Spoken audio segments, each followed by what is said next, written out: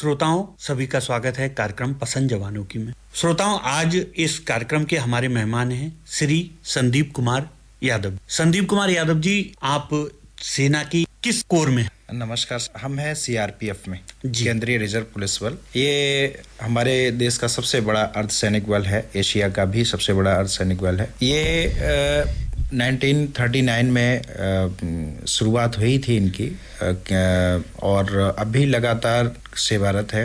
ये एक तरह का रिजर्व पुलिस बल है जी, जिसका उपयोग लगभग एलओ ड्यूटी के साथ साथ देश के कई क्षेत्रों में, सीमा से लेकर हमारे एलओ ड्यूटी हो गया या आरएएफ हो गया, इन चीज़ों में इसका उपयोग किया जाता है।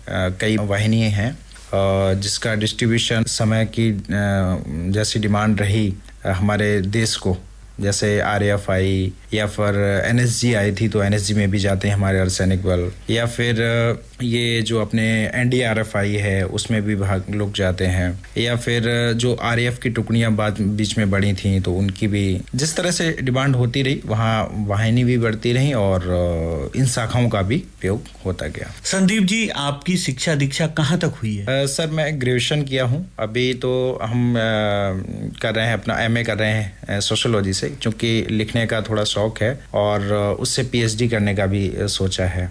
बहुत अच्छी बात है, एक सैनिक होने के साथ साथ आपकी रुचि पढ़ाई में भी है। तो हम आपसे जानना चाहते हैं कि कौन से वर्ष में आपने सेना ज्वाइन की थी? 2014 में ये मुझे सौभाग्य मिला था। अपने बीएससी कर रहा था उस वक्त, बाद में बीएससी छूट गया ज्वाइन हो जाने की वजह, क्योंकि वो रेगुलर कोर्स है। तो जब मैं बीएससी कर ही रहा था उसी टाइम 2014 में वैकेंसी 13 में निकली थी, 14 में हमने ज्वाइन किया था एसएससी के थ्रू। जी संदीप जी, हमारे जो भारतीय संस्कृति है, हमारा भारत है, यहाँ पर जो भी युवा पढ़ाई करते हैं तो ज्यादातर युवाओं की सोच रहती है, एक सपना रहता है कि वो किसी न किसी तरह सेना में भर्ती हों और देश के लिए अपनी सेवाएं दें। क्योंकि हमारा कोई ना कोई प्रेरणा स्रोत होता है, कहीं ना कहीं से हमको प्रेरणा मिलती है। तो आपको कहाँ से प्रेरणा मिली कि आप सेना में नौकरी करें और देश की सेवा करें? देखिए, देश सेवा का जुनून हर एक उस युवा में है जो अपनी युवावस्था में सफ़र करना शुरू करता है। चूँकि हम वर्ष के शुरुआत से ही अपने देशभक्ति के त्योहारों में रम जाते हैं और अंत तक अपने देशभक्ति के त्योहार में रहते हैं, तो ये जुनून तो हमें कहीं ना हर संस्कृति के हर मोड़ से मिलता है, चाहे वो किसी त्योहार से हो या किसी भी क्षेत्रीय संस्कृति से हो, या फिर आस पड़ोस के जो हमारा जीवन है उनके साथ में जो फौजी हैं या मूवी है, हर जगह से मोटिवेट होता है। लेकिन एक जुनून अपने अंदर ये होता है कि हम देश भ्रमण भी करने का एक सौभाग्य मिलता है हमें, देश की सैकड़ों संस्कृतियों के साथ घूमने का, उन्हें जानने का एक सौभाग्य प्राप्त होता है। तो ये जैसे जैसे हम स्टेप टू स्टेप अपने युवावस्था में बढ़ते हैं, हमारा रुझान देशभक्ति की जो सेवा है उसमें पहले हर किसी का होता है, वैसे ही हमारा हुआ था। और मुझे ये सौभाग्य मिला कि शरीर ने भी हमें अनुमति दी और समय ने भी, और हालातों के साथ हम निकलते चले गए और पहुंच गए। बहुत अच्छी बात है, क्योंकि आपने सोचा था, आपका निर्णय था और आपको सफलता भी मिली। तो हम जानना चाहते हैं कि आपने जो ट्रेनिंग होती है, बताते हैं सेना की ट्रेनिंग बड़ी कठिन होती है, तो ये आपने कहाँ से प्राप्त की? हमारी ट्रेनिंग हुई श्रीनगर में, वडगांव में हमारा एक ट्रेनिंग कैंप था, अभी तो वहाँ से हट गया है। दिसंबर में ट्रेनिंग हुई 1 साल की। वो पूरा ट्रेनिंग इतनी भावनात्मक थी। जो फोर्स की ट्रेनिंग रहती है, एक फिजिकल तो रहती है जी, लेकिन ट्रेनिंग पीरियड ना, एक प्रशिक्षु का जो पीरियड रहता है वो 2 तरह का रहता है। एक तो उसको तैयार किया जाता है फौज के अकॉर्डिंग, उसके डिसिप्लिन के अकॉर्डिंग, और एक उसका सामाजिक जो लाइफ होती है उससे दूर हटता है जी। तो वहाँ जो सामाजिक संतुलन है, अपने व्यक्तिगत सामाजिक संतुलन, और जो जिस फौज में जा रहा है उस परिवार में मिलने के लिए जो संतुलन है, उसका सामंजस्य बिठाना सिखाया जाता है जी। एक शारीरिक दक्षता सिखाई जाती है।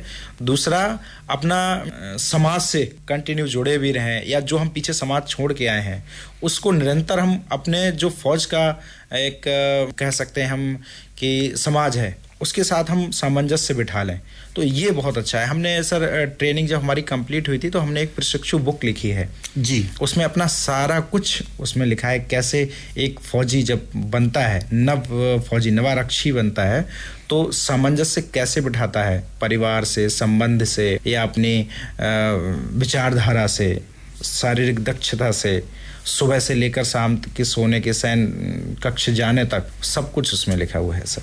जी, बहुत अच्छी बात है। और आप लेखन का भी कार्य करते हैं और आपने कई किताबें भी लिखी हैं। संदीप जी, देखिए, जब हम सेना में होते हैं तो हमारे ऊपर दोहरा दायित्व होता है। बिल्कुल। एक तो परिवार की देखरेख, जी जी, जो कि हम दूर रह के कर पाते हैं या किन अवस्थाओं में करते हैं। दूसरी हमारी जिम्मेदारी, हमारा कर्तव्य होता है, हमारी ड्यूटी। बिल्कुल। तो किस तरह से आपने सामंजस्य बिठाया, या एक सैनिक का क्या नजरिया होता है दोनों में सामंजस्य बिठाने का? छुट्टी खत्म होती है और एक सैनिक जब बैठता है वापस जाने के लिए, घर से जाने के लिए, वो उसी दिन तय कर लेता है कि मुझे नेक्स्ट छुट्टी कब आना है। जी। और इस जो बीच की दूरी है, जब तक वो ड्यूटी पे रहता है तब तक वो एक पार्ट जीता है ड्यूटी का, उसमें सर्वक्ष न्योछावर देता है। लेकिन जैसे ही वो शाम को अपने बिस्तर पे आता है तब वो अपनी डायरी में नोट करता है कि अगली बार मैं जब छुट्टी जाऊंगा तो बचे हुए कामों को निपटाने हैं। जी।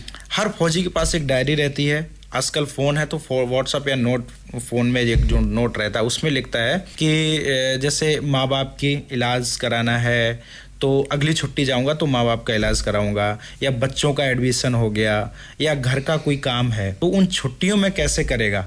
और मैं सच बताऊं कि एक फौजी से ज़्यादा जितना वो ड्यूटी में रहता है, डिसिप्लिन, एक अनुशासन में रहता है, उतना ही वो घर के प्रति इतना अनुशासन में हो जाता है कि जैसे ही वो छुट्टी पर आता है वो अपने सारे कामों को बड़े संतुलित तरह से कर भी लेता है और निभा भी पाता है। बिल्कुल, बहुत अच्छी बात कही। और ये भी देखा जाता है कि एक अनुशासन के साथ सारे कार्यों को संपादित करना एक फौजी की नैतिक जिम्मेदारी होती है, और उसका निर्वहन भी एक सैनिक बहुत अच्छी तरीके से करता है। कभी कभी ये देखने में आता है, क्योंकि हमारी जो सेना का जीवन है या हमारा व्यक्तिगत जो सेना से बाहर सिविल क्षेत्र है, उसमें समाज के साथ भी हम लोगों को सामंजस्य बिठाना होता है। हालांकि हमारे समाज में ये अवधारणा है कि एक सैनिक जो है वो अनुशासन का पक्का होता है, नियम का पक्का होता है। अगर उसने आपसे किसी कार्य को हाँ कहा है तो वो काम आपका होगा। जी। इस तरह के भाव होते हैं। समाज की जो श्रेणी है सम्मान देने की, वो सैनिकों के लिए सर्वप्रथम आती है।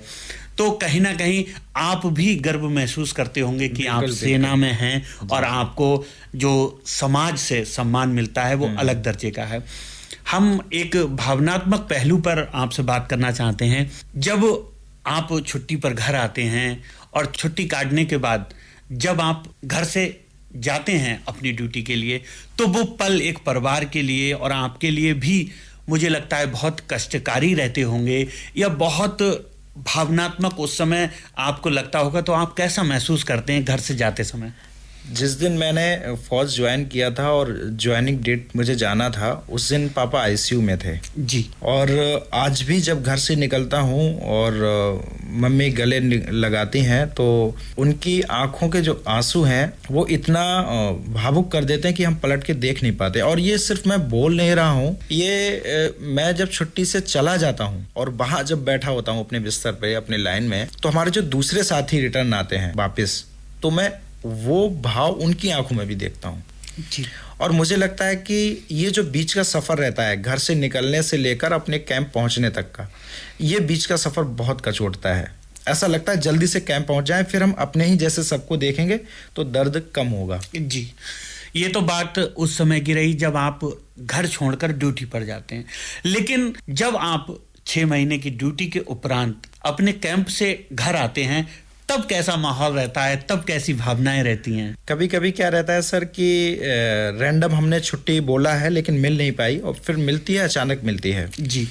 ना हमारा फ्लाइट का टिकट हो पाता है और ना ही ट्रेन का टिकट हो पाता है। तो बस ऐसा लगता है ठीक है, कोई टिकट नहीं, लटक के चले जाएंगे। जी जी। कंफर्म नहीं रहता। बीच के हमें मिलते हैं जो सहयात्री मिलते हैं, वो अपनी जगह देते हैं, बिठाते हैं हमको जी। या फिर टीटी हमारी भावनाओं को समझते हैं और वो हमें कहीं ना कहीं सीट देते हैं जी। लेकिन हो सकता है कि हमें लेटने को ना मिले, बैठने को मिले जी। लेकिन वो हमें 5-6 घंटे का बैठने का सफर उतना नहीं हटता, बिल्कुल नहीं हटता। ऐसा लगता है कि बस पहुंचने हैं और पहुंच गए और उसके बाद सब कुछ भूल जाते हैं। जी, इसीलिए कहा भी जाता है कि एक सैनिक है वो हर माहौल के लिए तैयार रहता है, हर परिस्थिति का सामना करके वो विजय प्राप्त करता है। हम जानना चाहेंगे कि आपके सेवा काल में कोई ऐसे क्षण, ऐसे पल आए हों, युद्ध जिसे हम कहते हैं, युद्ध के लिए सेना को जाना जाता है, हमारी जो सीमाएं हैं उनकी सुरक्षा होती है, या किसी दूसरे देश से हमें बचाव करना होता है, कहीं ना कहीं